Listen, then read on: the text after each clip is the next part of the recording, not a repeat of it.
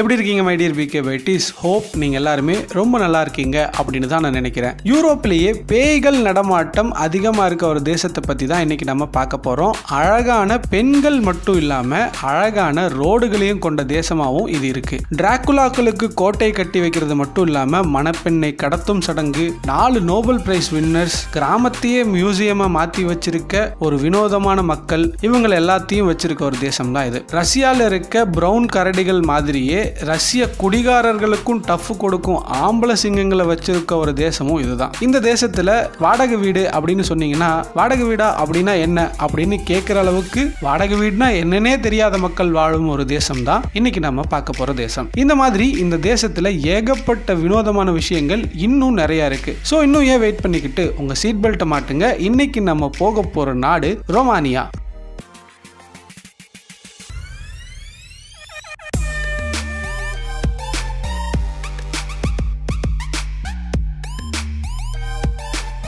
கற்றோருக்கு செல்லுமிடமெல்லாம் சிறப்பு. நான் உங்க பிகே, இது நம்ம பிகே பைட்ஸ். ரோமானியா யூரோப்ல 12வது பெரிய கண்ட்ரி. யூரோப்ல இது சென்ட்ரல், ஈஸ்டர்ன், சவுத்தர்ன் இதுக்கு மத்தியில் இருக்கிறதால இதோட ரீஜியனை சரியா முடிவு பண்ண முடியல. அண்ட் இதோட பார்டர்ஸ் அப்படின்னு பாத்தீங்கன்னா Ukraine, Moldova, Hungary, Serbia, Bulgaria and இன்னொரு பக்கம் பிளாக் சி. ரோமானியால மொத்தம் 41 மாவட்டங்கள், அதை 8 மாகாணங்களா பிரிச்சு வச்சிருக்காங்க. மக்கள் தொகைன்னு பார்த்தா ஏறத்தாழ 1.93 கோடி மக்கள் வசிக்கிறாங்க. அண்ட் மக்கள் தொகை அடிப்படையில் 61வது இடத்தை பிடிச்சிருக்கு ரோமானியா. இங்க 56% பேர் நகரத்திலையும் 44% பேர் கிராமப்புறங்கள்லயும் வசிக்கிறாங்க. இவங்களுக்கு இவங்களோட மொழியும் வரலாறும் ரொம்பவே பிடிக்கும், தமிழர்களை போலவே. இதனாலேயே இங்க இருக்க 85% மக்கள் ரோமானிய மொழியவே பேச்சு மொழியா உபயோகிக்கிறாங்க. அண்ட் இங்க இங்கிலீஷ் அண்ட் பிரெஞ்சு பேசுறவங்க ரொம்பவே குறைவு. இந்தியாவில் இருக்க யூபியை விட சின்ன நிலப்பரப்பை கொண்ட ஒரு தேசம் தான். ஆனா யூரோப்லயே ரொம்ப கவனிக்கப்படக்கூடிய ஒரு தேசம். அண்ட் மக்கள் தொகையில குறைவா இருக்கிறதாலேயே இங்க டெவலப்மெண்ட்டை கொண்டு வரவும் மக்களை மேனேஜ் பண்ணவும் கவர்மெண்ட்டுக்கு ரொம்ப சுலபமாவே இருக்கு. புஜாரெஸ்ட் தான் இந்த நாட்டோட தலைநகரம். யூரோப்பியன் ஆர்கனைசேஷன்ல இருக்க நாடுகள்ல பாரிஸுக்கு அப்புறமா அதிக மக்கள் தொகையை வச்சிருக்க ஒரு தலைநகரம் அப்படின்னா அது இதுதான். அண்ட் ரொமேனியாலேயே அதிகமான மக்கள் தொகையை வச்சிருக்க நகரமும் இதுதான். ஸ்னேக் ஐலாண்ட் கேள்விப்பட்டிருப்பீங்க. அது ரோமானியா நாட்டை சேர்ந்ததா தான் இருந்தது. 2009 சண்டை போட்டு உக்ரைன் அந்த தீவை தனக்கு சொந்தமாக்கிச்சு. புஜாரெஸ்ட்ல வேலை வாய்ப்புகள் அதிகம் அப்படிங்கிறதுனாலேயே ரோமானிய மக்கள் பல பேர் அங்க தங்கி வேலை பார்க்கறாங்க. ஒரு இடத்துல போய் வேலை பார்க்கறத விட செல்ஃப் எம்ப்ளாய்மெண்ட் தான் இவங்களுக்கு ரொம்பவே பிடிச்சிருக்கு. அண்ட் புஜாரெஸ்ட்ல இருக்க பார்லிமெண்ட் பில்டிங் ரோமானியாவிலேயே ரொம்பவே ஃபேமஸ் ஆனது.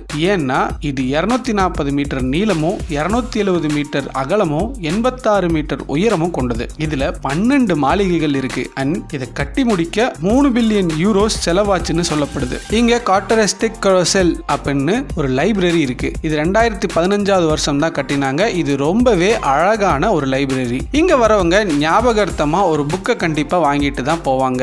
நீங்களும் புக் லவர் அப்படின்னா கண்டிப்பா இந்த இடத்துக்கு போகும்போது நீங்களும் ஒரு புக் வாங்கிட்டு வாங்க. நம்ம நாட்டில் சொந்த வீடு வாங்குறது அப்படின்றது பல பேருக்கு கனவா இருக்கு. சில பேருக்கு அது கனவாவே போயிருது. காரணம் நம்ம நாட்டோட மக்கள் தொகை பெருக்கமும் விலைவாசி ஏற்றமும் தான். பட் ரோமானியால இந்த மாதிரி எந்த ஒரு விஷயத்தையும் அண்ட் சிரமத்தையும் இந்த மக்கள் அனுபவிச்சதே இல்லை. ஏன்னா இங்க 97% மக்கள் கிட்ட சொந்த வீடுகள் இருக்கு. வெறும் 3% மக்கள் தான் வாடகை வீட்டில் குடியிருக்காங்க. அதுவும் வேற நாட்டில இருந்து வந்து வேலை செய்யறதுனால இந்த மாதிரி ஒரு நிலைமைக்கு இந்த 3% மக்கள் தள்ளப்பட்டிருக்காங்க. அதுலயும் சொந்த தொழில் பண்ற வெளிநாட்டவர்களுக்கு தான் இந்த நிலைமை. ஒருவேளை ரோமானியா நாட்டில் கம்பெனிக்கு வேலைக்கு சேர்ந்திருக்கீங்க அண்ட் வெளிநாட்டவரா இருந்தீங்க அப்படின்னா கம்பெனியே உங்களுக்கு அகாமடேஷனும் கொடுக்குறாங்க. ஏன்னா ரோமானியால வாடகை வீடு அப்படிங்கிற ஒரு கான்செப்டே இல்லை. இவங்களுக்கு மியூசிக், டான்ஸ் இது ரெண்டுமே ரொம்ப பிடிச்ச ஒரு விஷயம். இதனாலேயே இவங்க ஃபெஸ்டிவல் எல்லாமே இது ரெண்டையுமே பேஸ் பண்ணதாவே இருக்கு. ஜாஸ் ஃப்ளவர் ஃபெஸ்டிவல், ராக் ஃபெஸ்டிவல் அப்படின்னு எல்லாமே மியூசிக் சார்ந்ததாவே இருக்கு. அண்ட் ரோமானியாவோட கிராமப்புறங்கள்ல மியூசிக் கண்டிப்பா ஏதாவது ஒரு மூலையில கேட்டுக்கிட்டே தான் இருக்கும். கிராமப்புறங்கள்ல ஃபேமஸான ஃபோக் டான்ஸ் பார்க்கவே ரொம்ப அழகா இருக்கும். நம்ம ஊர்ல வீட்டுக்கு சொந்தக்காரங்க யாராவது வந்தாங்க அப்படின்னா குடிக்க தண்ணி கொடுப்போம். ஆனா ரொமானியால வைன் கொடுப்பாங்க. இது இவங்க நாட்டோட ட்ரெடிஷன். நேஷன். இன்ஃபேக்ட் யூரோப்லயே அதிக ஆல்கஹாலை கன்சியூம் பண்றதுல 5வது இடத்துல இருக்காங்க ரோமானிய மக்கள். சர்மேலா தான் ரொமானியாவோட நேஷனல் ஃபுட். கீமாவை முட்டைக்கோஸ்ல ரோல் பண்ணி சமைப்பாங்க, ரைஸோட இதை சர்வ் பண்ணுவாங்க. இதை தவிர மமாலிகா, மிக்கி, கிரோபா டி புர்டா, பொமானா பொர்ச்சுடி, ஜுமாரி, கொசானக், ட்ரோப் டி மியல், இந்த மாதிரி ஏகப்பட்ட உணவுகள் இங்க ரொம்ப ஃபேமஸாவே இருக்கு. இன்னொரு ஃபேமஸான விஷயம் இந்த நாட்டோட இன்டர்நெட் ஸ்பீடு. ரொமானியால கிராமப்புறங்கள்ல கூட நல்ல இன்டர்நெட் ஸ்பீடு இருக்கும். ரயில் சேவையும் இங்க சூப்பராகவே இருக்கும்னு தான் சொல்லணும். மொத்தமா சேர்த்தா 22,295 மீட்டருக்கு இவங்க ரயில் பாதைகள் அமைச்சிருக்காங்க. நீளத்தை பத்தி பேசும்போது ஒரு விஷயத்தை ஞாபகப்படுத்தணும் அப்படின்னு விரும்புறேன். இவங்க கடந்த 2013வது வருஷம் தன் நாட்டு கொடியை நிலத்துல வரைஞ்சு சாதனை பண்ணாங்க. அது உலக சாதனையாகவும் கருதப்பட்டுச்சு. எவ்வளவு நீளம்னு சொல்றேன் பாருங்க. 44 மைல்களுக்கு அந்த கொடியை வரைஞ்சிருந்தாங்க. அப்போ அது எவ்வளவு பெருசுன்னு கொஞ்சம் யோசிச்சு பாருங்க. இறந்தவர்களுக்கு நல்ல அழகான சமாதிகள் கட்டுறது நம்ம ஊர்ல வழக்கம். ஆனா அவங்க என்ன தொழில் செஞ்சுக்கிட்டு இருந்தாங்க அப்படிங்கறதையும் கல்வெட்டுல பதிக்கிறது ரோமானியால ஒரு தனிச்சிறப்புன்னே சொல்லலாம். இதை தவிர ரோமானியால பார்க்க வேண்டிய கட்டிடங்கள் அப்படின்னு பார்த்தா ஹீரோஸ் மௌசலம், பொட்டிலே டி ஃபயர், கான்ஸ்டான்டா காசிம், டர்குஜி போல், சாபண்டா, மராமுரை சிமெட்ரி, நான் இதுக்கு முன்னாடி சொன்ன சமாதிகள் தான் இது. Saleena டுர்ண்டா, டேசியன் side, king டெசபெல் statue.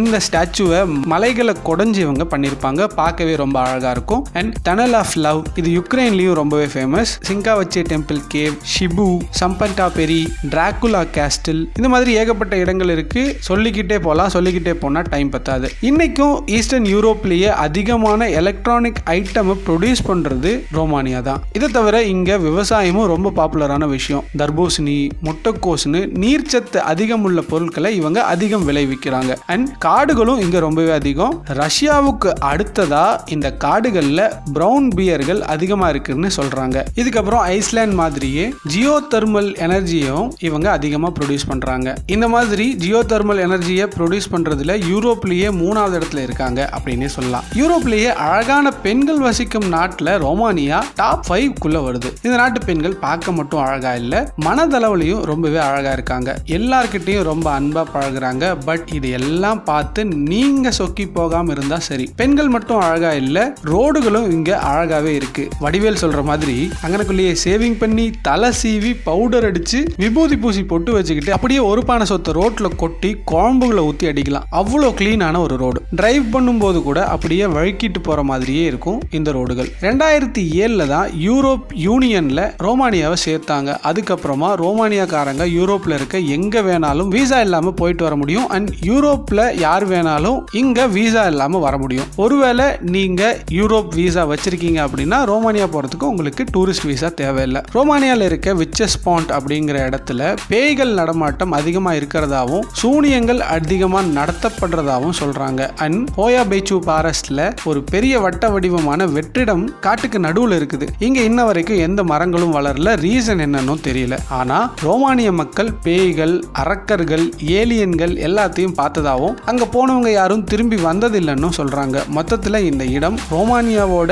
Bermuda ட்ரையாங்கல்னு சொல்றாங்க. இந்த மக்களோட வினோத பழக்க வழக்கங்கள் அப்படின்னு பார்த்தா குழந்தையோட ஃபர்ஸ்ட் பர்த்டே அப்போ அந்த குழந்தையோட முடியில இருந்து கொஞ்சம் முடியை கட் பண்ணி எடுத்து பத்திரமா வச்சுப்பாங்க. அண்ட் கல்யாணத்தன்னைக்கு கல்யாண பொண்ணை ஃப்ரெண்ட்ஸ் எல்லாம் கடத்திட்டு போய் வச்சுப்பாங்க. அதை மாப்பிள்ளை கண்டுபிடிச்சிட்டு வந்து அந்த பொண்ணை கல்யாணம் பண்ணிக்குவாரு. சூனியங்கள் ரொம்ப பாப்புலரா இருக்கிறதாலையும் இதை வியாபாரமா பல மக்கள் ரோமானியாக்குள்ள பண்றதுனாலையும் ரோமானியா கவர்மெண்ட் அந்த ப்ரொஃபஷனுக்கு 16% டாக்ஸ் போட்டிருக்காங்க. இதை தவிர ரோமானியா மக்களோட கண்டுபிடிப்புகள் அப்படின்னு பார்த்தா இங்க் பென், அதாவது ஃபவுண்டன் பென்னை கண்டுபிடிச்சது இவங்க தான். இன்சுலின், எஜெக்ஷன் ஷீட்டு, இந்த ஜெட்ல ஆக்சிடென்ட் ஆகும்போது சீட்டு மட்டும் எஜெக்ட் ஆகுமே அந்த seat, jet engine, anti ageing cream, இதெல்லாம் இவங்க தான் கண்டுபிடிச்சாங்க. இவங்க யூஸ் பண்ற கரன்சி அப்படின்னு பாத்தீங்கன்னா ரோமானியா லியூ. இந்திய மதிப்புப்படி ரோமானியா லியூ 17 ரூபாய்க்கு சமம். நீங்க சுத்தி பார்க்க போறீங்க அப்படின்னா ஒரு வாரத்துக்கு ஒருத்தருக்கு 80,000 ரூபாய் செலவாகும். டிராவல் வீசா அப்படின்னு பார்த்தா 90 நாட்களுக்கு வீசா உங்களுக்கு கிடைக்கும். இந்த வீசா